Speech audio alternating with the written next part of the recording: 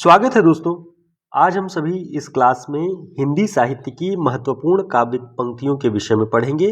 देखेंगे कि आगामी ईएमआरएस की परीक्षा, एलटी की परीक्षा, जीआईसी और यूजीसी नेट तमाम परीक्षाओं में सबसे महत्वपूर्ण काव्य पंक्तियां कौन सी हैं जिनको परीक्षाओं में पूछा जा सकता है। ठीक है, तो इसे ध्यान से देखिएगा पूरी क्लास को। जैसे अगर हम एक काव्य पंक्ति देखें, अजगर करे न चाकरी, पंछी करे न काम, तो इस काव्य पंक्ति के रचयिता कौन है, लेखक कौन है? अगर ऑप्शन में रहे कबीर दास, मलूक दास, सुंदर दास, सींगा, तो इसका सही उत्तर क्या होगा? तो आपको ध्यान रखना है, इसका जो सही उत्तर होगा वह है मलूक दास। ठीक है, अजगर करे न चाकरी, पंछी करे न काम, दास मलूका कह गए सबके दाता राम। तो यहां से आपको ध्यान रखना है कि ये मलूक दास जी की बहुत प्रसिद्ध पंक्ति है। अगला जो महत्वपूर्ण हम देखेंगे जो काव्य पंक्ति है वो है, अब तो अजपा जप मन मेरे। अब तो अजपा, अजपा जिसको जपा नहीं जा सकता, अब तो अजपा जप मन मेरे, ये काव्य पंक्ति किसकी है? तो ध्यान रखना है आपको, ये भी मलूक दास जी की ही पंक्ति है। ठीक है, यहां से दो पंक्तियां मलूक दास की तैयार हो गई, अजगर करे न चाकरी, पंछी करे न काम, और दूसरा अब तो अजपा जप मन मेरे, ये भी मलूक दास जी की है। ठीक है, एक और पंक्ति बहुत महत्वपूर्ण है मलूक दास जी की, उसे भी ध्यान रखिएगा। सबहिन के हम,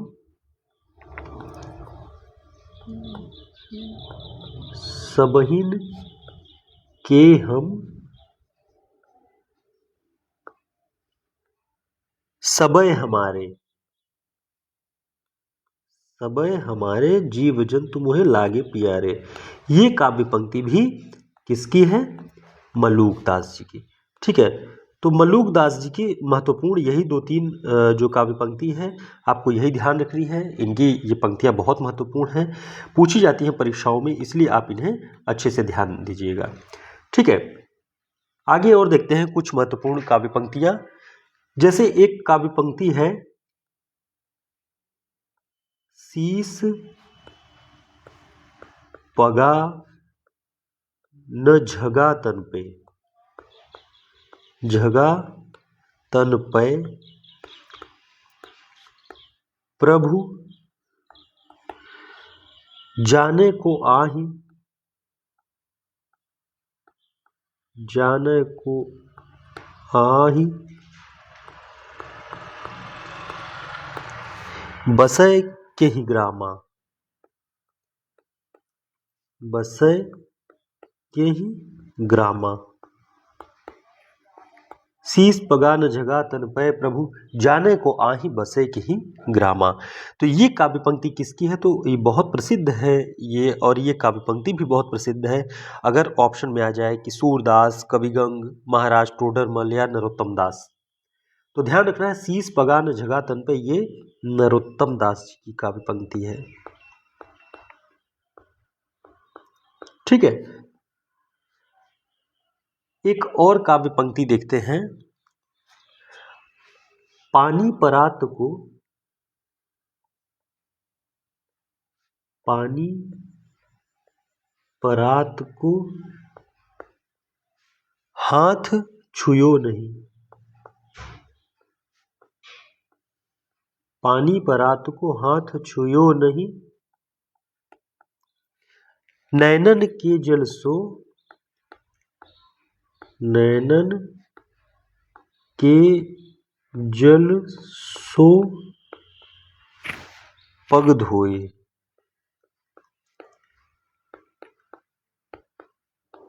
ये काव्य पंक्ति किसकी है? तो ये भी नरोत्तम दास जी की है। नरोत्तम दास, पानी परात को हाथ छुयो नहीं, नैनन के पग, नैनन के जल सो पग धोए, ये है सुदामा चरित नरोत्तम दास जी की बहुत महत्वपूर्ण रचना है।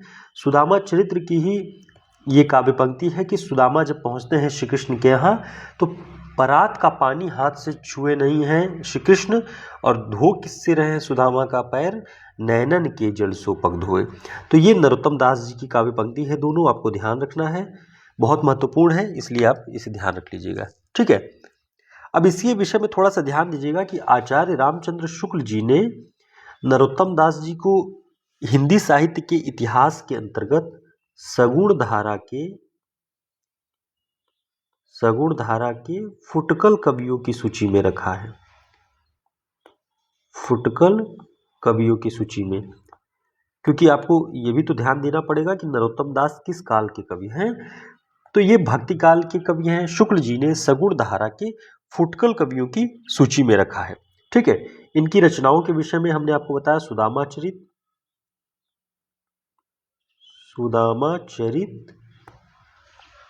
और एक महत्वपूर्ण और है ध्रुव चरित।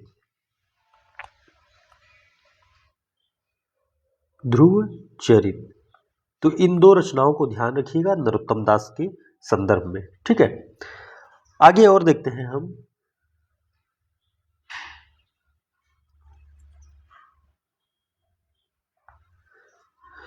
हिंदुवान को वेदसम यवनहि प्रकट कुरान।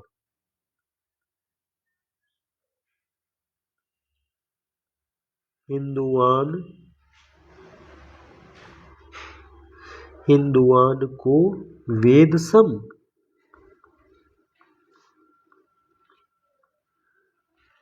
यवनहि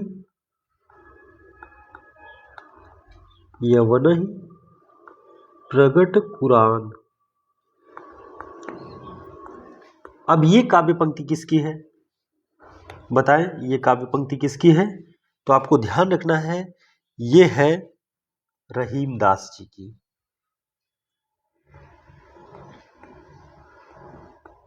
ठीक है, हिंदुवान को वेद सम यवन ही प्रकट कुरान, ये रहीम दास जी की काव्य पंक्ति है, ये आपको ध्यान रखना है। इसके अलावा और देखते हैं, एक पंक्ति है बहुत प्रसिद्ध है, हिंदू मग पर पाँव न राख्यो।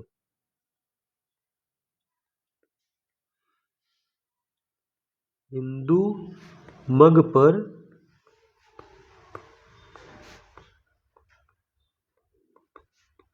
पाँव न राख्यो का जो बहुत है हिंदी भाख्यो। ये काव्य पंक्ति किसकी है? आप सभी जानते हैं, कई बार परीक्षाओं में ये पूछी भी गई है ये पंक्ति, तो इसे अच्छे से देख लीजिए कि हिंदू मग पर पाँव न राख्यो का जो बहुत है हिंदी भाख्यो। ये है नूर मोहम्मद जी की काव्य पंक्ति। नूर मोहम्मद। ठीक है, तो ऐसी काव्य पंक्तियां बहुत महत्वपूर्ण हो जाती हैं, जो परीक्षाओं में बार बार पूछी गई हों, तो हमें उन्हें नज़रअंदाज नहीं करना है, हमें लगातार ऐसी पंक्तियों पर नज़र बनाए रखना है, जो टीजीटी पीजीटी आगामी सभी परीक्षाओं में बहुत महत्वपूर्ण होगी और पूछी जाने की बहुत संभावनाएं होती हैं। ठीक है, तो यहाँ से दो चीज़ें। अच्छा, एक चीज़ और ध्यान रखिए कि मलूक दास की काव्य पंक्तियों के विषय में हमने बात की, तो मलूक दास जी की रचनाएं कौन कौन सी हैं?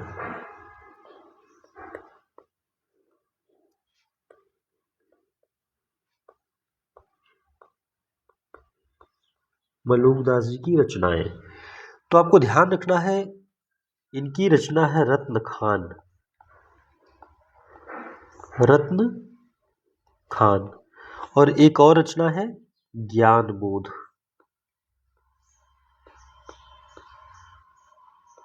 ठीक है, तो मलूक दास जी की दो रचनाएं रत्न खान और ज्ञान बोध। इनके विषय में आपको दो बात और ध्यान रखनी है कि इनका जन्म कब हुआ। मलूक दास का जन्म, तो ध्यान रखना है 1574 ईस्वी। ठीक है, और हुआ कहां पे, जन्म स्थान क्या है? मलूक दास जी का जन्म स्थान इलाहाबाद।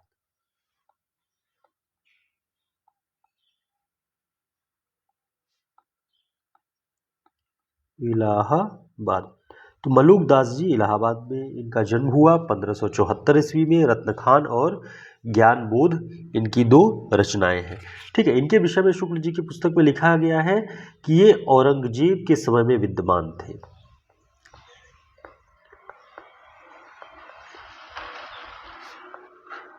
औरंगजेब के समकालीन। ठीक है, तो इतनी बातें यहां पे ध्यान रखिए। इसके अलावा और देखते हैं कि हम और कौन कौन से पॉइंट्स तैयार कर सकते हैं।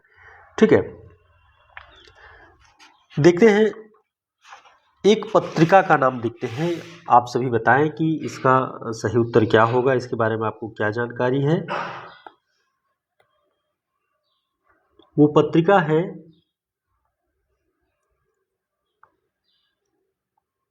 माधुरी।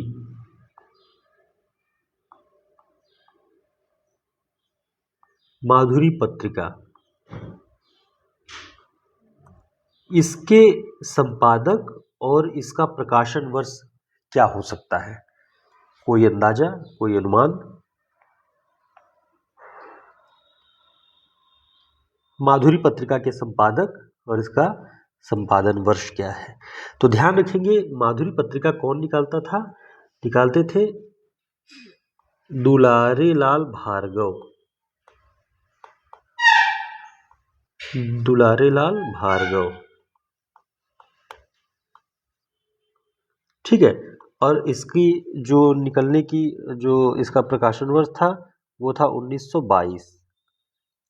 ठीक है, तो माधुरी पत्रिका दुलारे लाल भार्गव इसके संपादक थे और 1922 में ये पत्रिका निकलती थी। आगे देखते हैं,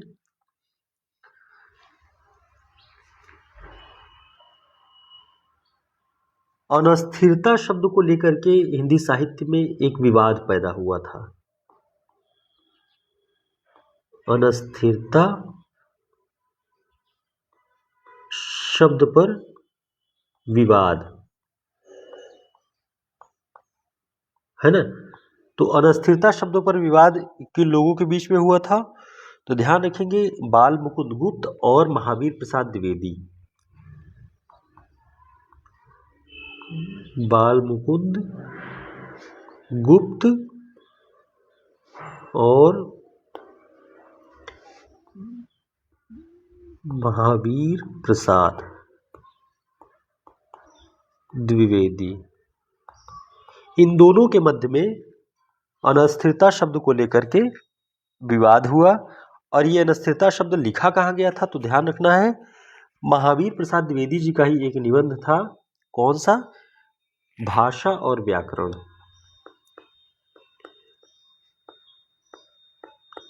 भाषा और व्याकरण। इस निबंध में महावीर प्रसाद द्विवेदी जी ने एक जगह पे अनस्थिरता शब्द का प्रयोग किया हुआ था। उसी को लेकर के बाल मुकुंद गुप्त जी ने जो तीखी आलोचना की महावीर प्रसाद द्विवेदी जी को, तो इसको लेकर के एक अच्छा खासा विवाद है। हमने अपने नोट्स में कई जगह बताया हुआ है कि क्यों हुआ, किस जगह हुआ, किस पत्रिका में इसका उल्लेख है ना। ये सारी बातें वहाँ पे डिस्कस हुई हैं। इसके अलावा देखते हैं कुछ और महत्वपूर्ण चीज़ें जो कि आपको इस क्लासेस के माध्यम से तैयार कर लेनी है।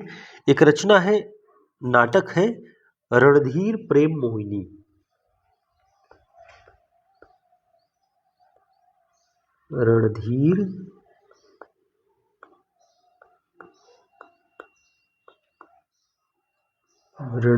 प्रेम मोहिनी, ये नाटक है।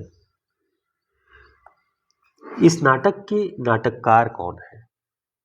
तो आपको ध्यान रखना है, रणधीर प्रेम मोहिनी के नाटककार कौन है?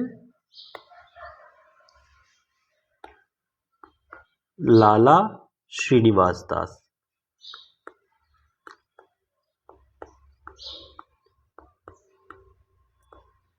ठीक है, रणधीर प्रेम मोहिनी नाटक के जो नाटककार हैं वो लाला श्रीनिवास दास हैं। इसे ध्यान रखिएगा। एक पॉइंट है, भारतेंदु हरिश्चंद्र, भारतेंदु हरिश्चंद्र के साहित्यिक गुरु का नाम क्या था? कौन थे उनके साहित्यिक गुरु? भारतेंदु हरिश्चंद्र के साहित्यिक गुरु कौन थे? तो आपको यहां से ध्यान रखना है, राजा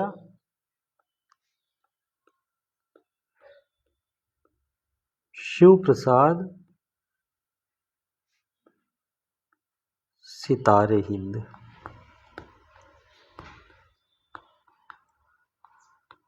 ठीक है, तो भारतेंदु हरिश्चंद्र के साहित्यिक गुरु थे राजा शिव प्रसाद सितारे हिंद। इसे आपको अच्छे से ध्यान रखना है। शिव प्रसाद सितारे हिंद के जन्म के विषय में ध्यान रखिएगा। इनका जन्म वर्ष जो है वो 1823 है और इन्हीं के लगभग समकालीन थे राजा लक्ष्मण सिंह जो संस्कृत निष्ठ हिंदी के समर्थक थे। उनका 1826 है, वो भी ध्यान रखना है। शिव प्रसाद सितारे हिंद की रचनाओं को भी ध्यान रख लीजिए। तो एक प्रश्न के बहाने कई सारे प्रश्न आपके तैयार हो जाएंगे। जैसे इतिहास तिमिर नाशक, इतिहास तिमिर नाशक शिव प्रसाद सितारे हिंद जी की रचना है। इसके अलावा है वामा मनोरंजन,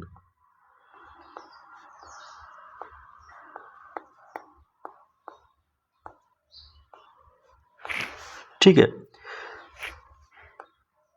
भूगोल हस्तामलक, भूगोल हस्तामलक। और एक है आलसियों का कोड़ा,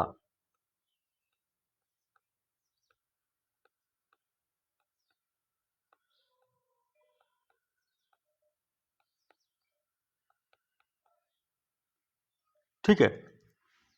तो इतनी रचनाएं आप ध्यान रखेंगे। भारतेंदु जी के साहित्यिक गुरु कौन? शिव प्रसाद सितारे हिंद जी के विषय में उनकी रचनाएं ध्यान रखेंगे, उनका जन्म वर्ष ध्यान रखेंगे, महत्वपूर्ण रचनाओं के नाम क्या है वो ध्यान रखना है। ठीक है, रणधीर प्रेम मोहिनी के विषय में आपको ध्यान रखना है। लाला श्रीनिवास दास जी की का एक नाटक है। तो ऐसी महत्वपूर्ण रचनाओं को हम अपनी क्लासेस में लेके आते रहते हैं। आप हमारे टेलीग्राम चैनल को और व्हाट्सएप ग्रुप को ज्वाइन कर सकते हैं। आपको डिस्क्रिप्शन बॉक्स में उसका लिंक मिल जाएगा, जिसे समय पे हम विभिन्न अपनी जानकारियां लेकर के मौजूद रहेंगे और आपकी तैयारी में लगातार जो भी हमारा योग हो सकता है उसे हम देते रहेंगे। तो दोस्तों, हमारे नोट्स के लिए हमारे व्हाट्सएप नंबर पे संपर्क कर सकते हैं, जो कि आगामी सभी प्रतियोगी परीक्षाओं की दृष्टि से बहुत महत्वपूर्ण है। हमारा व्हाट्सएप नंबर है 9696994252।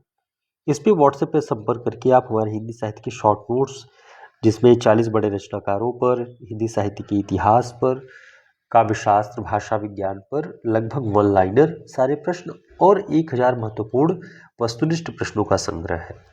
तो आप सभी कम्युनिटी पोस्ट पे भी जा करके देख सकते हैं। वहाँ पे भी हमारे नोट्स की जो कवर पेज की फ़ोटो है वो लगी है, तो आप वहाँ से देख सकते हैं। आपके लिए बहुत उपयोगी नोट्स होगा। फिर मिलते हैं एक नई क्लास में, तब तक के लिए नमस्कार, शुभकामनाएं।